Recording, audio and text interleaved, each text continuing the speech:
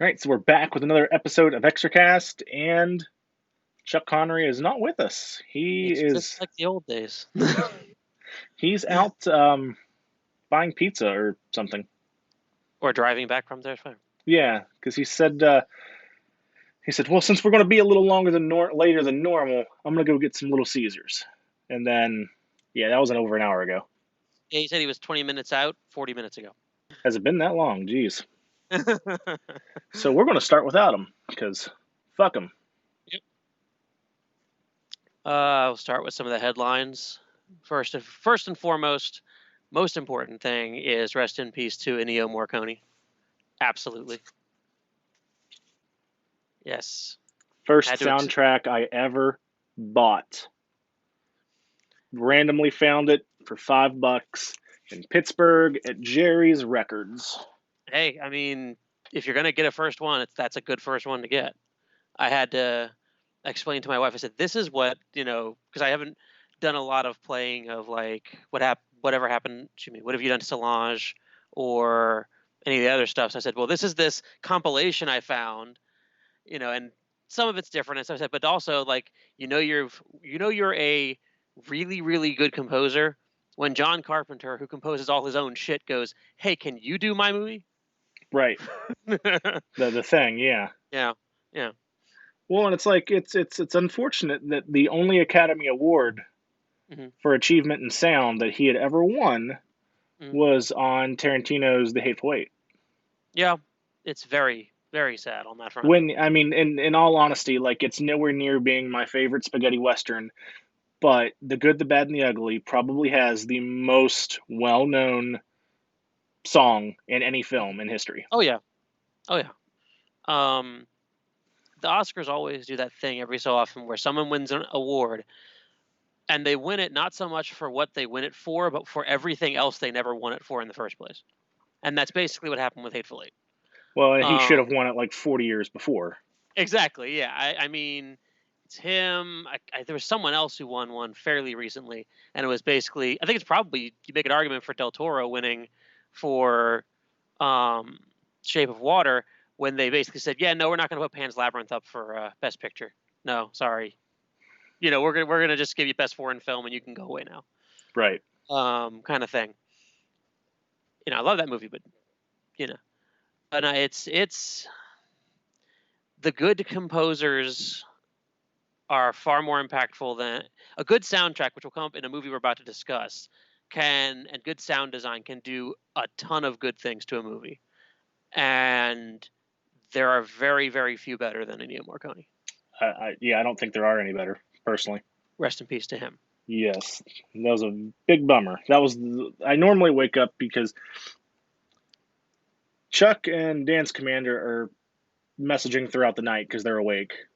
You and I go to sleep at normal hours, Try to anyway. and Yeah. you still wake up before I do, and that was the first thing I saw when I woke up. And I was like, "Fuck." Yeah. Someone had just posted it on my face. I'm like, oh god damn it! Thank you for that.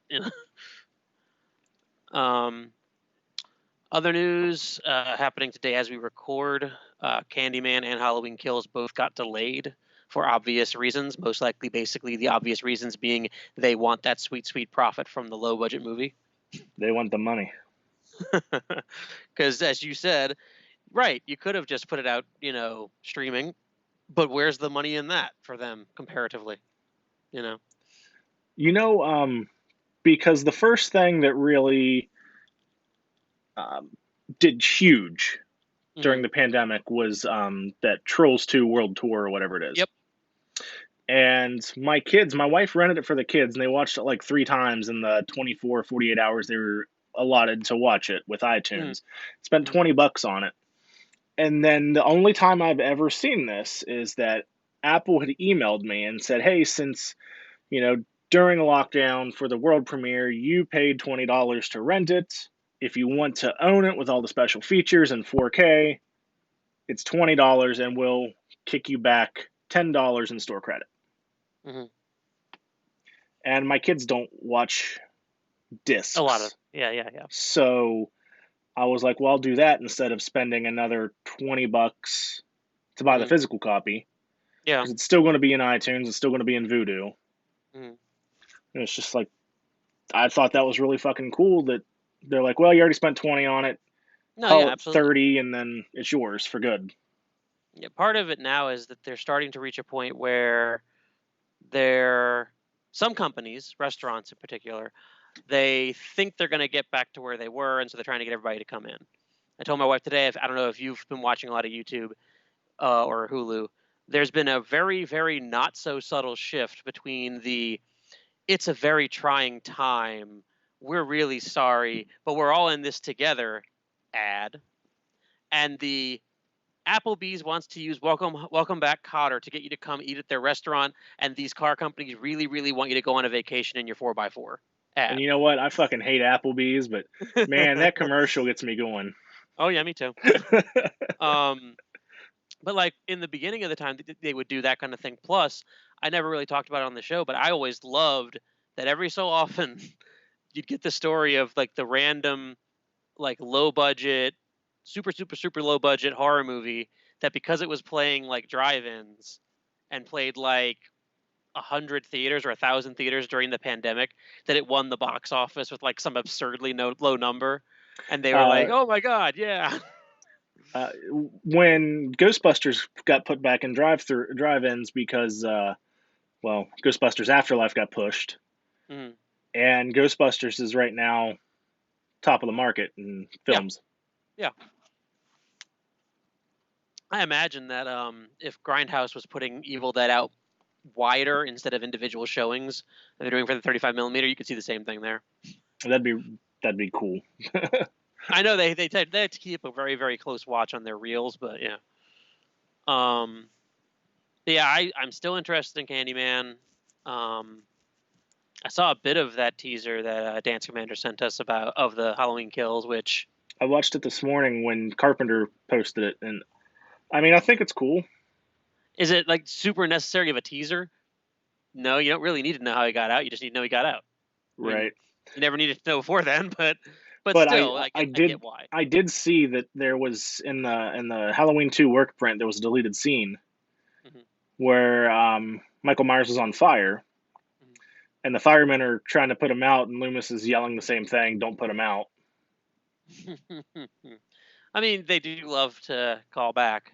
I tried to explain to my wife a few days ago. I said, "So I know you're really into Legend of Zelda: Breath of the Wild right now, and they have 3 timelines, and it's really convoluted." I said, "But let me tell you about the Halloween timeline."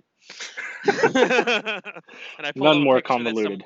Well, I pulled up a picture of like I don't know if you've seen it, but it's like a spider diagram, and it goes, "Okay, do you like this? Great, we're gonna go from 1 to 2. Okay, now, do you want Lori to live or die? Okay, now we're going this way. Do you want nothing to do with it? Here's 3." It's just like it's followable, but at the same time, they have nothing to do with it. Half of them have nothing to do with each other. Correct. So it never stopped it before, but they do like to call back, so it makes some sense. Um, that's it mostly. Other than that, Full Moon is releasing like some Nashi stuff, and Mondo Macabre is getting ready to release some things, but most of it's pretty quiet, with the exception of that Severin is still trying to work their merry way through the aftermath of what they've called their cursed sale. I think you got an invoice. My stuff is I got paid an for. I got an email today telling me that I should expect an invoice in 5 to 7 days, And which was sent to me. I got that on Tuesday of last week. I got sent that 5 days after I was told I would have an invoice in the next few days. Yes. So things are going fantastic for them. But this is their most successful sale they've ever had. Yes, it is, according to them. Yes. And I will say, like, and I posted in the group, like, was it Vi and The Devil's Reign? Limited editions were sold out, like the 2 discs. Cool. Yep. Everything else I wanted was in, except for Frankie and his pals. They gave me the standard. It's fine. I don't care about the number to 100, if I'm being honest. We are being requested to add in Mr. Connery. Son of that motherfucker. Aloha. We're not starting over, Chuck. Yeah. Where we at? Just finishing up the headlines. Oh, well. Okay. I'm just in time then. Your lighting looks terrible. I know, right? I don't know. I don't know what's up with it. But I'm blue this week, apparently. Huh. Be blue next week. Okay. There we go. That's a little better. I'm looking up. I don't know. Anyway, what are we talking about? We were finishing talking about the fact that Severin is still doing Severin things as they finish their. Yeah. I don't have bad things to say about Severin. I bet you don't, because if I'm not Because mistaken, you don't spend money. Well, no, he didn't order from the sale. Plus, they told him they were going to send him some stuff to review later, and sent him some stuff earlier this week, if I'm not mistaken. Yeah, That's true. You would be correct. So, yeah, I mean, things happen. Sometimes bad things happen. And, So my invoice, they're like, well, we're sorry that Vi and the Devil's Reign limited editions had sold out.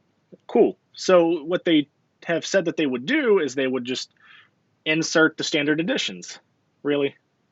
I was surprised you didn't comment it. on the McDonald's cup. So I'm like, okay, well that's weird. So I put in like a follow-up order to add, and I stuck those on there with I think 2 other titles that I, for the life of me, can't even remember that I probably didn't need. Night Killer. No, just kidding. No, God no. And then I just randomly went to my orders on their website and was like, well, fuck. It wasn't in my invoice, but they charged me for those 2 titles. So I ended up ordering 2 of each. And then I had to send another email. And I got those both canceled and refunded before you even got invoiced for the first one. Correct. And if I'm not mistaken, I think I ordered the same day as you, just 8 hours later. How many people do you think they got on this? Like, how many people do you think's on the staff here? I mean... There's 5 that I know of. Mm-hmm. So they're all going to the same email account and going through the same batch the clock. Ooh, that's rough. Now, I mean, they were sending emails out on like Sunday, because I got invoiced on Sunday of last week. This past Sunday. I'm not, to their credit, they've been working on this. I'm not saying that. I'm just kind of like, okay, you asked me for my address on Sunday.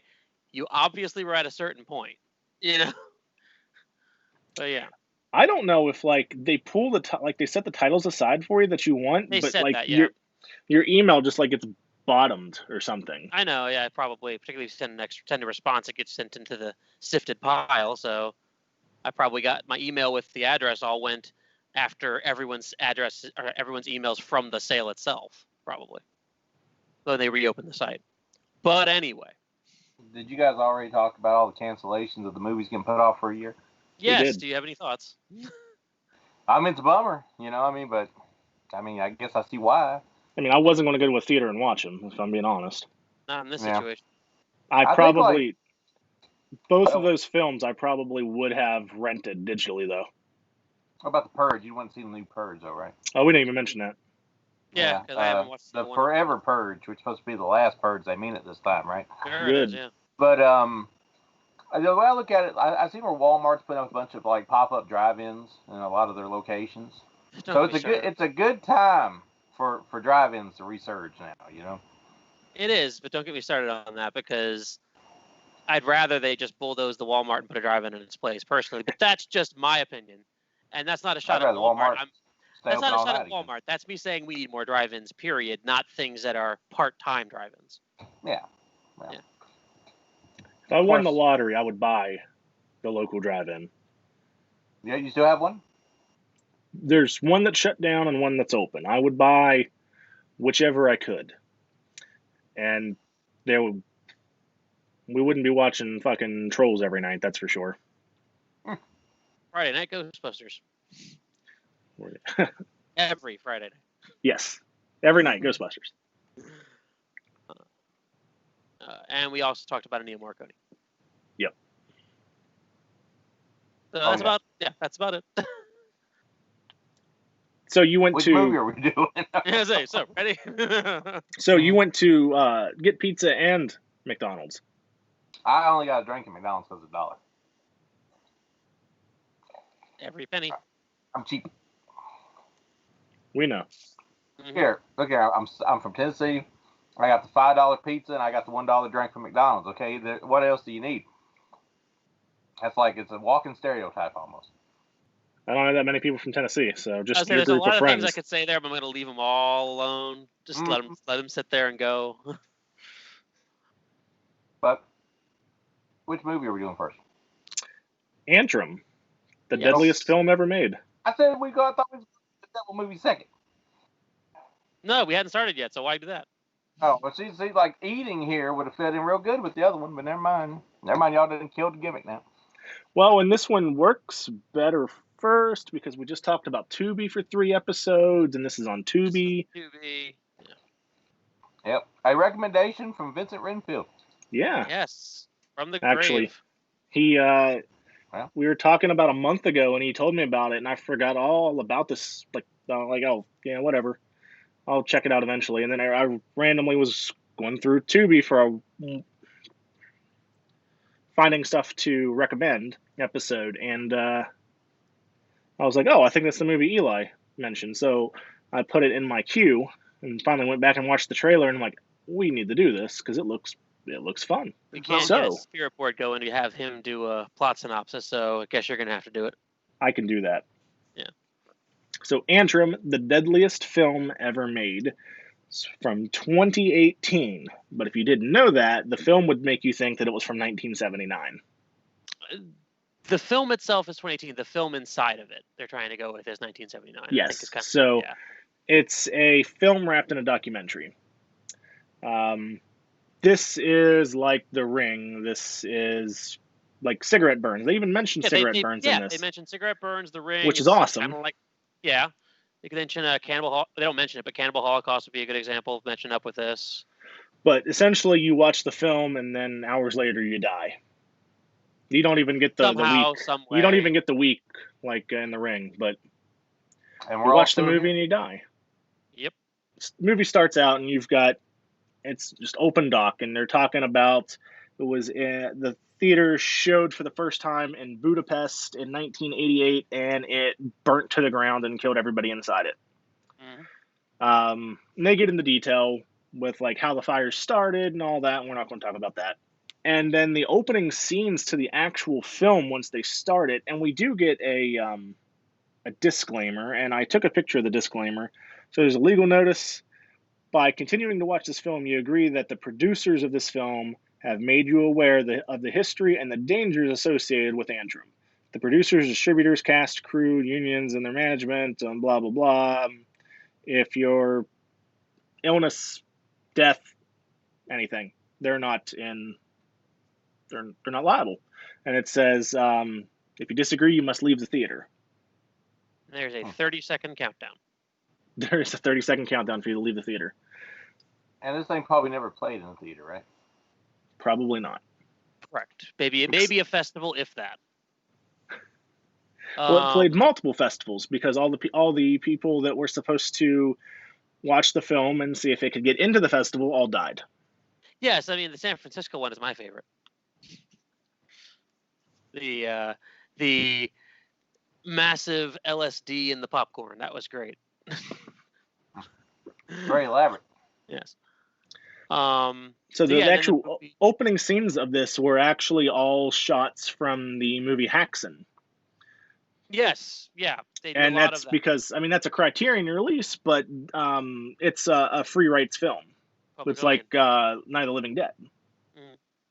They come back to that way at the end, too, a little bit. They also talk in the beginning of it about that when they found it for this presentation of it they're doing, they discovered that there were audio irregularities and video irregularities that they didn't know where they came from, basically. Right. So they found one copy of the film and somebody had already tampered with it, essentially. Basically. So the film starts with a mother, the older teenage daughter, and little boy. Little boy's dog is being euthanized. And this mother is a bitch. Yep. Because there's a sign there that says dogs go to heaven. And it shows like a dog going to heaven. And he said, Mom, where is, and I don't recall the dog's name, but she said Marianne or Marlin, something like that.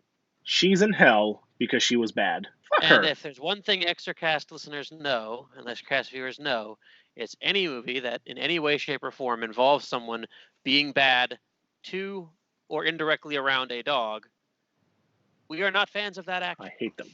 Is it bad that like I went all the way into the movie till she put out a dog collar before I realized that it was a dog that had died? I mean, I thought I'll at first be honest, it was like, I was halfway the same way.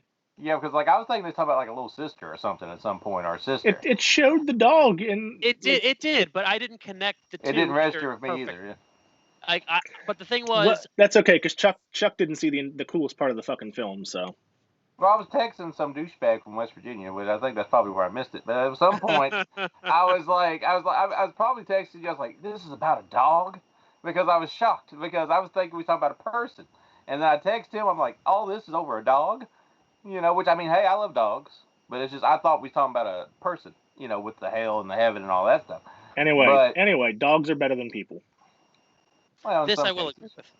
In some cases, I don't know. I've seen some douchebag dogs too, though. Douchebag owners. Probably. It's probably. I mean, hey, you could say all people that are douchebags were raised by douchebags, right? So I mean, who knows? All right. That's a tandem. That's a tandem. But like, okay, here's my thing about this movie. I want to say. Okay, we're discussing this, right? Okay, it's okay. We're still doing the plot synopsis here. I mean, but are we still doing a plot synopsis? Yes. He'd barely gotten in yet. Okay, go ahead. Go ahead. So, sister is Orly. The little boy is Nathan. She tells him that she knows in the forest nearby that the exact spot Lucifer fell from heaven. They can then dig a hole to hell and get the dog back. So that's what they go to do. They can do this with sealing spells and special symbols. Yes. And the thing is, like when you go to that forest to walk in, it gives you a suicide disclaimer sign. Like a lot of depressed people go there and kill themselves. Mm. So first of all, probably not the best place to take a little boy. No. She's got a book, and it's all about the 5 layers of hell and all the things to expect and how to defeat them. That she got from a friend, from a random guy or something. Ike, yeah. Ike hangs out behind the dumpster, behind the ice cream shop or some shit. So they proceed to dig a hole to hell to get their dog back. And strange things ensue. So. And slow things ensue. Okay, so, like, as a whole, I find this movie to be pretty interesting because we got the mockumentary, we got the movie, and then we close out with some more of the mockumentary. Okay, so in that regard, and given like the little symbols we see flashing on screen and stuff throughout the movie, like it's an interesting movie, and I'm torn between thinking it's a pretty creative movie and also thinking it was just like a way to spice up a movie that might otherwise was kind of dull. You know what I mean? Like we've got the main movie, but on its own, I don't know if it would have been as strong as it ended up being when they added all the bells and whistles to it. So I feel like this is a movie that somebody made, and then they was like, well, something's missing here or something, right? So then they go back and they add the fake mockumentary to it to try to spice it up, which helps. But it also feels like they're cheating a little bit, if you understand what I'm saying here. Because this movie, if I'm not mistaken, wasn't the movie made before they even turned it into a mockumentary? Not that I'm aware of, but that's what they want you to believe. Yeah. See, I thought I read somewhere. I could be wrong. You have to go fact check me on this news finder. But they made the movie. I thought that was Dr. Freudstein's job. Oh, she's long fired. But they made the movie, which is about the kids digging the hole to hell. Okay, but they made that movie, and then they was like, well, let's add this to it to make it even better. So a little cheap, a little creative. It's a mixed bag for me, folks. It's a mixed bag. Because while I think it has a good atmosphere to it, and it's got a creepy mood and tone to it, I also think there's there's long stretches where not much happens. The pace is a little bad. Pace is off.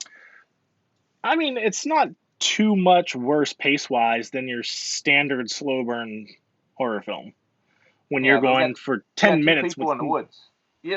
Yeah, but they're not the only people in the woods. Like, if this didn't have the mockumentary at the beginning, at the end, I think I would still enjoy it. I might enjoy it a little bit more. with the mockumentary. Yeah. Yeah. Well, I mean, we got like long shots of just, people on a hill. And I appreciate the artistic nature of it. Okay, I can appreciate it. Do you though? But I think that's why I was probably texting you for a majority of this movie. I mean, I don't disagree with you in that as I was watching it, there were points where I was like, this is taking forever. I'm not gonna. Now you're right. The slow burn aspect is there. I saw that complete. I was like, this is gonna have to go somewhere soon. Because it is progressing, and there are, weird little moments before it gets truly going.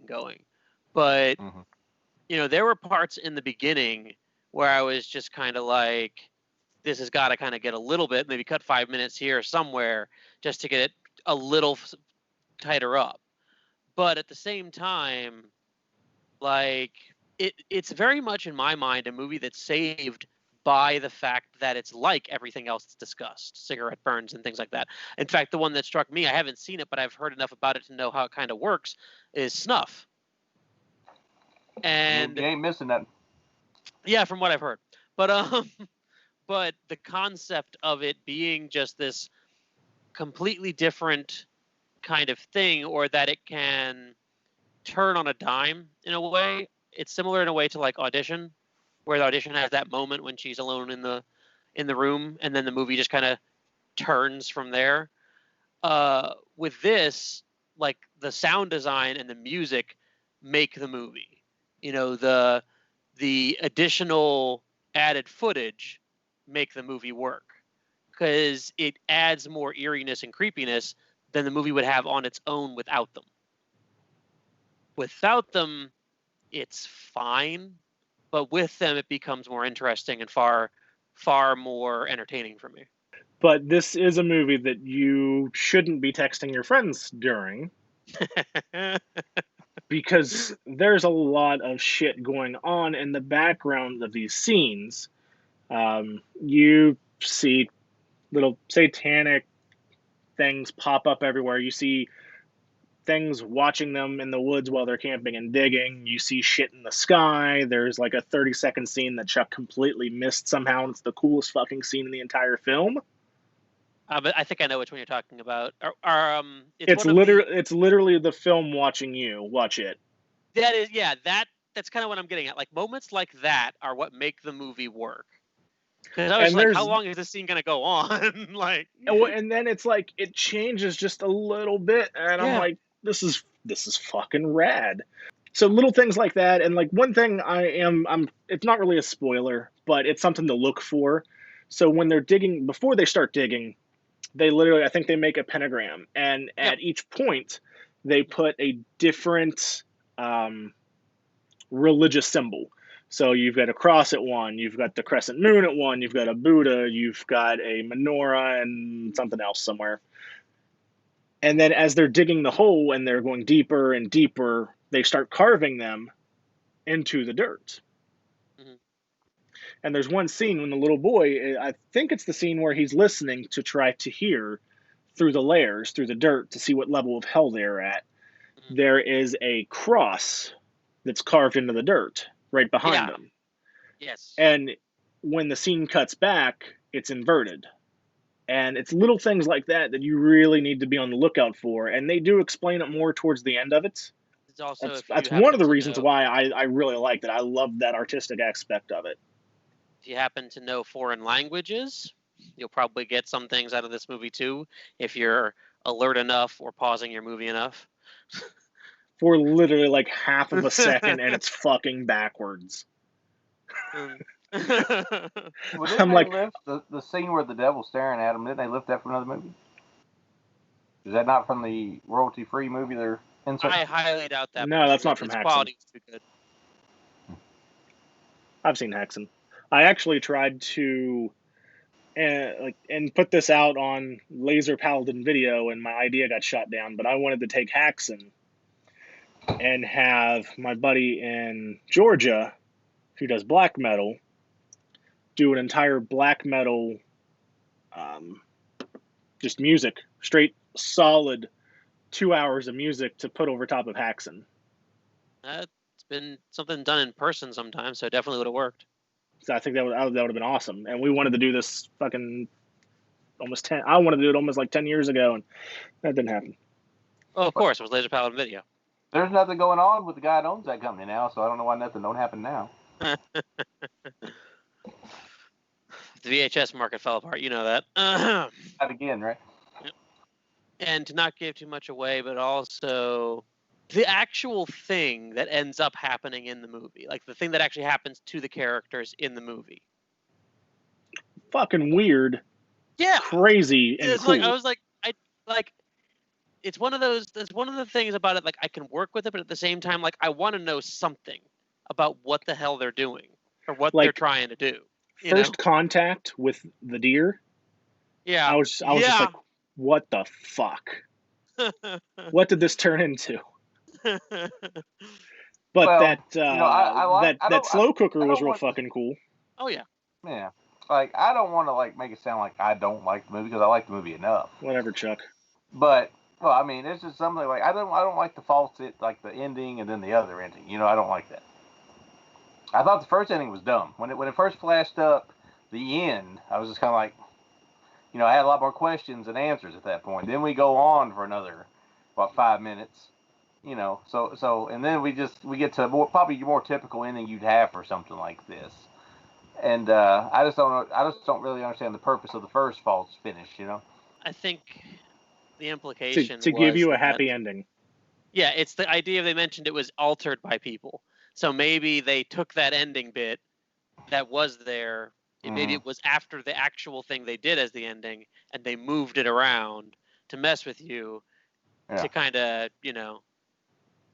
That would be my thinking, because with the ending the way it actually is in the movie, instead of the fact that it would be possibly a happy ending, now there's the implication that maybe Orally does something horrible, basically by accident. You know, it's kind of left up to you to decide what you want to. Yeah. Well, I mean, even if then you have your third ending.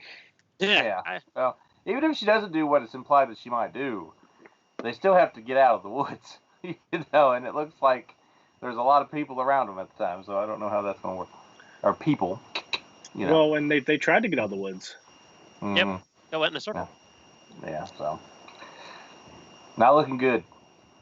I think Debbie and I were talking before the show. We really like the last ending bit, just because, like, what they're talking about.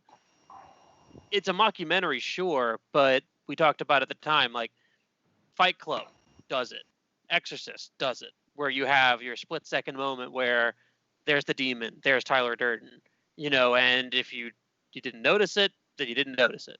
You know, or Fight Club, the split-second moment of the dick. But you know, it's a legitimate thing that people have done in movies in the past, and they're using it to kind of amplify the creepiness and the eeriness of the movie, and it works well for that. And explaining how to do it and how, like, you know, actually demonstrating it. Yeah. That they actually show you how it was done, and of course they couldn't tell you why it was done, and they go through and they tell you how many times it's actually in the film, and that would essentially be the reason that people are dying while watching or after watching. Yeah, the implication of it. Yeah, correct. Which, I mean, I will say it's impossible to watch the movie and not see it at least once. You know, considering the amount of times they do it and how often it's on screen, you would literally have to be completely blind to not see the blips every so often, basically. Yeah. There's a lot of them. I know, you'll never see all of them, but you'll see some. There's a video on YouTube of a guy that slows the film down and points out every single one, but he doesn't time code them. I would say, is it professional, or is it like did they do it after the movie came out, or is it just some random guy watching the movie? Just some random guy watching the movie, I'm sure. Well, does he, I didn't watch it. Does he show us the words on the screen? Does he slow that down and show us that? I don't know. I didn't watch the video. So I will point out, you were asking about if it was an existing movie that they added stuff to.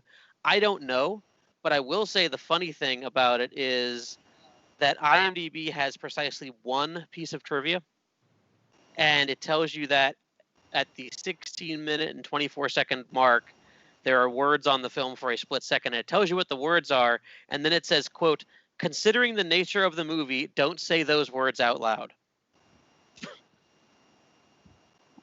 Yeah, what minute mark? 16 minutes, 24 seconds. I may have missed that. I mean, because there is another set of words. Oh yeah, they're all over the movie. That's the thing. There's tons of words in the movie. This guy just felt it was necessary to specifically point out 16 minutes and 24 seconds. Because there's one that it flashes and I saw it and I had to go back and do tracking, essentially, like play, pause, play, pause, play, pause for a minute and a half, and my wife was getting pissed. And it's in Latin and it's written backwards. Mm-hmm. Maybe that's what it is. But this is when they're trying to leave the forest. Mm-hmm. Yeah. And I wrote it down, and I know what it says. Google is your friend. It is. Google Translate. Yep. Well, it gives the movie some stuff to go back and rewatch and see if you can catch things, if you didn't catch it the first time. Which this is available on DVD and Blu-ray from Uncorked, of all places. Yeah, you said that last night, and you're like, this is really good for Uncorked. Oh, yeah. I mean, like you guys, I can't give you offhand names of stuff that come out from Uncorked, but Uncorked's usually like a bunch of indie films, and most of the time they're not very good. I'll say that much. No offense to them if they're happen to watch this, but I've reviewed a lot of Uncorked movies, and there's not a whole lot of good Uncorked movies. This is probably one of the better ones, if not the best one. I sense a pull quote now on the DVD cover they do next time. This is one of the best films. This is one of the better films, if not the best, that Uncorked has ever released. Chuck Connery. There it is. Chuck, we need to get you on a box art. I was on one in another country one time for Paranormal Entity. When I put it was just as good as Paranormal Activity 2.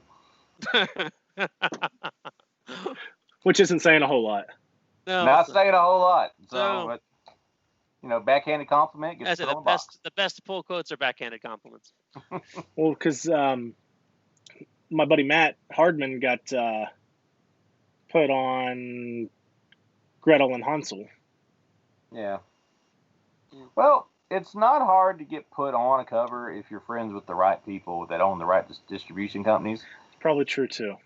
But unfortunately, I usually stay on the wrong side of the ones that I know, so I don't ever make it. I'm still waiting for that boxing match with you and Rob. Yeah, well, Rob's got me in years a little bit, so if he wants to do that, he better hurry up. Ooh. Last time I checked, he ain't what's that one guy that did all those awful movies that box people for Yeah, I don't think he's got the boxing background he's got. So, final thoughts? 3. I'm actually going to agree with Chuck, although I think I side more on a positive side of a 3 than I think he does. I'm on the back end of a 3. I'm on a 3 negative is what I'd be. But and the main reason why is I love the concept around the beginning of it. I love the ending of it. I love the audio tricks and the video tricks. It's just, it feels like it goes on too long before it gets where it's going. And in the end, when it did that, I'm just like, in the end, it's not that it's bad or anything like that. It's fine for me. Like, it's a fine movie that's made better by everything around it. It's not bad. It's good. It's fine. It's not bad. It works, but it just works. Like, it's nothing. It's better than average, basically. Because of the gimmick. In part, yeah. Yes. Yeah. Well, I'm going to give it a 3.5. And on the high end of 3.5, Chuck. Okay. 3.5 plus. 3.5 is pretty good. 3.5 is pretty good, So that's a -3, a -3, a +3, and a positive 3.5. So if this was school, like, I think we'd be giving it I think I'd give it like a C+, right? Or a B-. Or a B-. Yeah. Which I honestly would not have a problem with. No, I thoroughly enjoyed it. I loved the gimmick. Of course, Exorcast is obviously fucking built on gimmicks. Why somebody suggested this, I'm pretty sure. Probably. But Exorcast is built on gimmicks. There, he is. Was built on a gimmick. But yeah, I loved the audio glitches. I loved the video glitches. Some of them didn't really explain much of anything. Yeah. That was one of my problems with it too. Why the hell would you have some of those? It's like when I mentioned Snuff, the actual ending of Snuff. Yeah, it's what it is. But really, what does it have to do with anything? Like, same thing with this. What does half of what's in this have to actually do with what's going on? What are they implying? That was one of the other things I had with it. Well, I think they just tried to cram as much religious and satanic stuff in this as they could find, pretty much. And it said, I read that they looked up a bunch of stuff, in regards to that. So I guess they tried to cram in as much as they could. I mean, you can tell they did their research to actually try to get the imagery correct, basically. And I think they did a great job with it. I will say I really loved where the little boy met her friend. Yeah. Behind the ice cream shop. Oh yeah, that was really good. That was great. Hey, I'll say this much His too. nightmares I don't want to spoil things, so I'm gonna be vague with this. But isn't it nice to see somebody with a weapon that actually uses it correctly in a movie? Yes. Regardless of how good said person is with it, they use it correctly. And they remember it's there. Yeah. And it works. Yes. That too, actually, yeah, that's the other great thing about it. It's the rare horror movie where the weapon actually works every time it's used. Yeah. So I may bump it back up to the positive side of 3 now, just because of that one fact, There we go. We're B+ now. I think I'd be a solid B then. Yep. Which I'm okay with. We're good with that. We're good with that. I already said that if anybody didn't like it, it'd be Chuck. No, I like it. I mean, I thought it was slow, but besides that, I liked it. And the thing about it is that should be pointed out. No matter what you think of it, it's free. It's free on Tubi. I think I got 3 ads or 4 ads the whole movie, and it's an hour and a half long movie. Tops. I had one real quick ad. Like, it played one real quick ad and then went right back to the movie. There was a part where I honestly thought that they were actually going to not play ads in it just to kind of amplify the idea that it was this unending movie. Well, and the ads came in good spots, too. Yeah. Like, I know in most movies it would be where the commercial breaks were if it were on TV. Because they always kind of, when something's trailing off, that's when on television you'd have your commercial break. And, like, television shows are made like, okay, well, this is where we'll have a commercial break. Like on scene cuts and things like that. This did really well for being all-inclusive to one area for Tubi to stop it where they did every time. Didn't break up any of the non-action. Correct. Or the action when there was action. Yeah. I was just throwing the non-action out there because it was too slow for Chuck. Oh, I know. The Blue Man. I'm totally lost because I was reading a text message. I'm sorry. I can literally see your computer, like your computer screen scrolling the image of it, like scrolling on your face. Oh, yeah? Yeah. Well, cool. And with that. So there are our thoughts on Antrum, the deadliest film ever made. And we survived our viewing of it. Yes. We still alive. We are still kicking. We haven't run into stonefish. We're good. Yeah. So far, so good. What would come out and kill you in Tennessee, Chuck? Because I guess the Mothman is what I'd run into. I don't know what we got. I think we got a witch down here of some sort. But you'd be Sasquatch. That's Alabama, I believe. I think it's everywhere. There's always a Sasquatch. I mean, that's not a Sasquatch in Alabama. That's just a cousin of a cousin of a cousin of a brother of a sister. We just lost our southern demographic on that one. There it goes. Then we got to get a southern demographic first. Oh. Oh well. There it was. Free movie of the week. Free movie of the week. Thanks for watching. What? No, I was gonna say, unless you want to buy it, it's free. You know what? Fuck, I might buy it. Go for it. Yeah. See you next time.